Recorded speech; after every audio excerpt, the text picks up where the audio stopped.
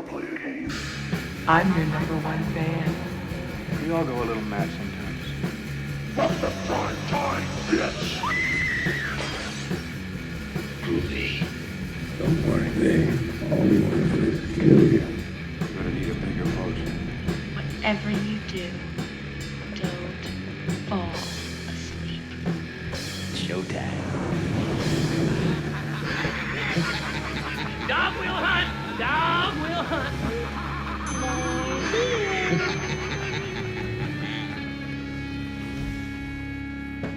Hello, ladies and gentlemen. Welcome to a special edition of the Terror Talks. We've got a special impromptu episode because we have a special announcement coming out of Universal Studios Orlando and Universal Studios Hollywood with a special Halloween Horror Nights house announcement. That's right, we have our second official house announcement for the event.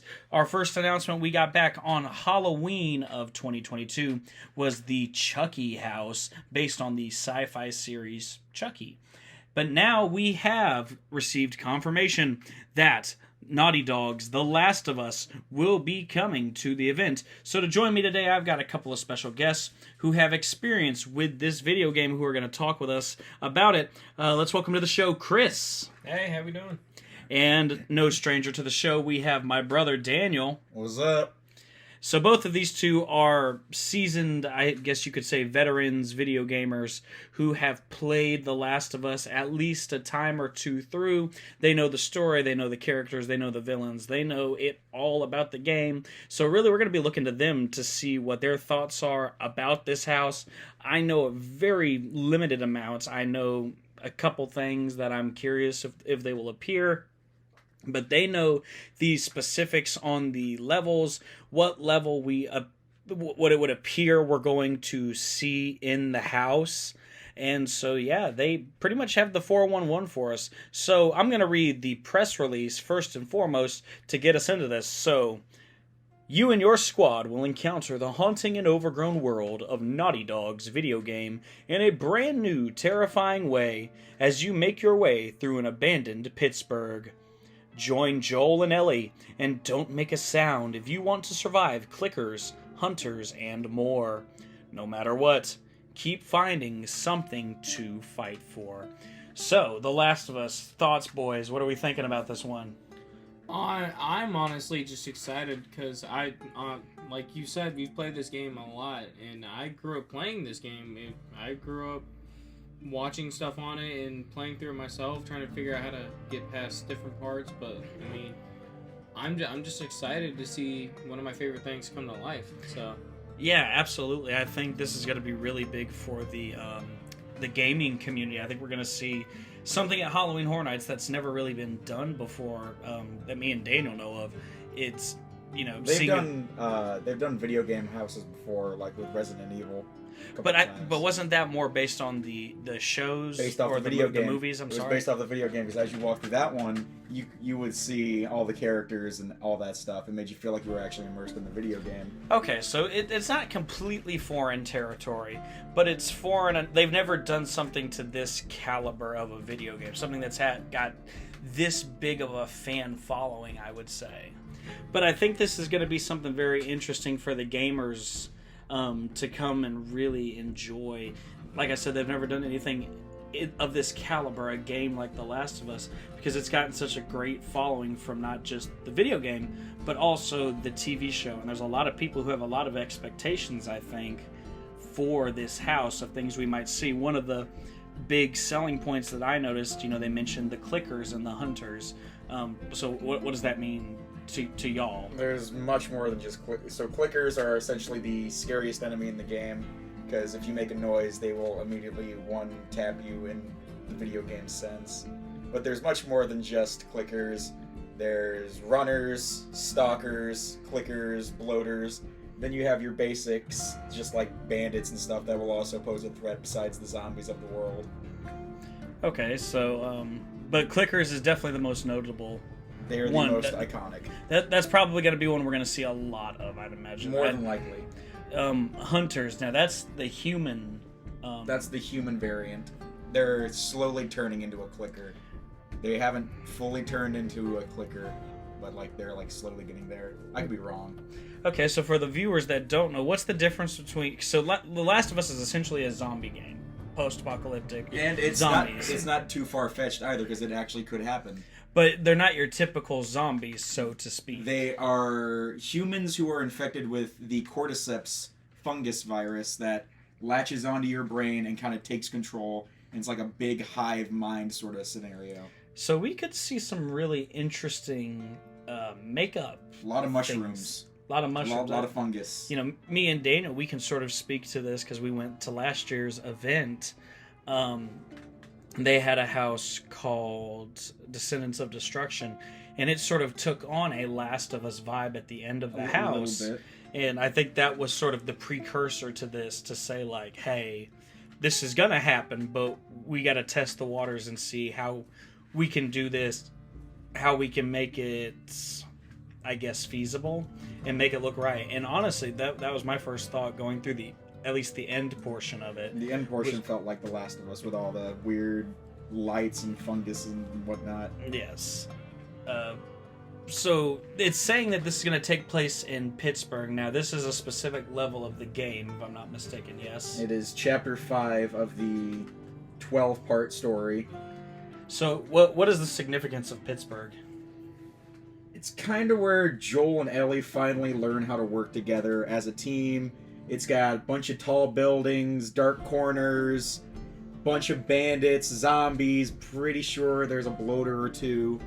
Ooh, bloaters. I've heard a lot of people talking about the bloaters. What are bloaters? Bloaters are like these big armored, like their entire body is fungus at this point. They have decayed so much over the years. Okay. You become this weird fungal man that shoots out spores that can infect people. Oh. You're also like incredibly strong. Okay. And rip people's faces off. All right, so not something you wanna mess with. So, tent house or soundstage? It's gonna be a soundstage. You think? There's too much for it not to be a soundstage. It's such a big area that because it's such a long part of the game that it's going to require a big area to actually get the full depth into it that they're going to want. Right. So it's very possible we're looking at one of our major soundstage houses, one of the ones where, you know, the lines will be room for a lot out the door. Because Pittsburgh's got skyscrapers, it's got buildings. Pretty sure you go underground at some point. Okay, so essentially, sort of gonna get the Descendants of Destruction vibe again. A little bit, but I don't think as much. Okay, very interesting. So yeah, that's The Last of Us. There's not really a whole lot to say about it. I mean, that's what we got. It's coming. I think this is one we're very excited for. Very excited to see how the actors are going to work in there, how the makeup team is going to do some of these effects. I think that's what I'm most excited about, is to see what sort of feats the makeup and costume department is going to overcome while trying to do this, because, I mean, you're putting fungus on people's faces, basically. And there's ways to do it, you know, that they could do it with the makeup and, what do you call it? Prosthetics, but there's also costumed options.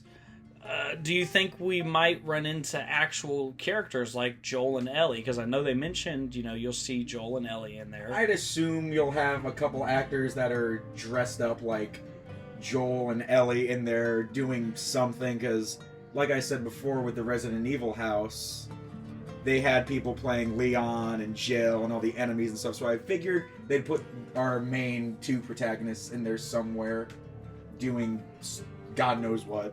Right, running from the clickers and whatnot. So yeah, The Last of Us, I think it's going to be very exciting. I think a lot of people are very excited for it. But yeah, so those are the two houses we have. We're going to throw a quick link in here if you're watching the video version to the announcement video. We'll let you check that out. If you listen to the podcast version, you'll hear it. But so we've got the announcement video here. We're going to let you have a listen to that real quick.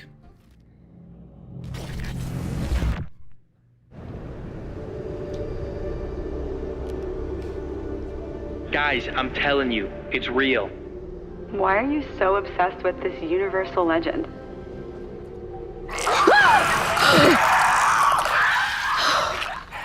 You'd think I'd be used to them by now. Thanks for paying attention, Jordy. Sorry. Alright, just skip to exactly 32 seconds in the video and Jeez, another conspiracy theory? There's no hidden stuff in the park. Hey, are you guys seeing this?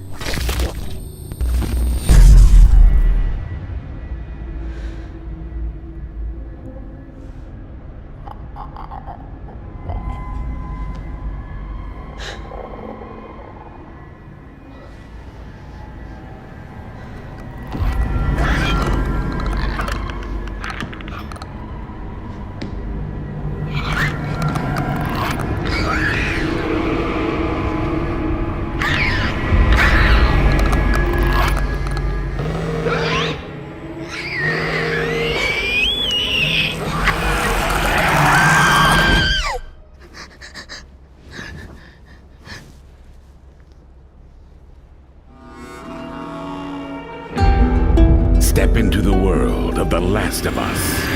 Only at Universal's Halloween Horror Nights.